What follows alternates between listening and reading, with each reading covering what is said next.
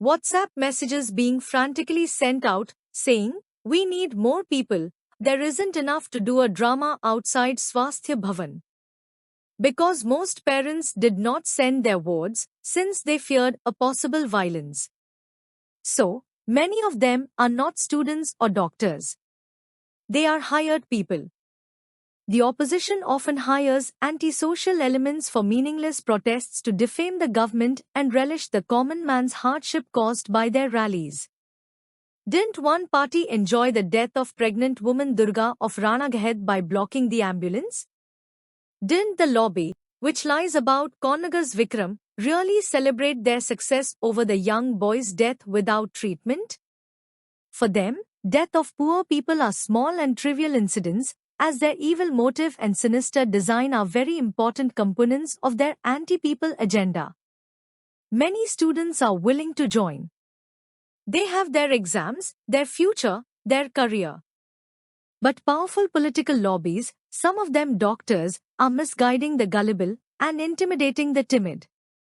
And students just are in fear and confusion. Parents are in perpetual dilemma. Most postgraduate trainee doctors would, on the average, be around 25 years of age. This vulnerable age, they are easy prey for any powerful lobby to mislead them, misguide them, intimidate them, threaten them. And that's what is happening. It is impossible for a 25-year-old person to think of making, "Dear Sir," an excuse for rejecting the CM's call.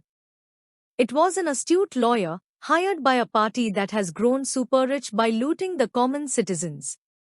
If the chief minister is not strict even at this stage, it is leniency, not weakness. Every skilled administrator knows how to break this kind of blackmail attempt. But chief minister also knows that it is not the students, it is an evil force with sinister design trying to remote control these innocent juniors. Hence, the patience and the soft approach.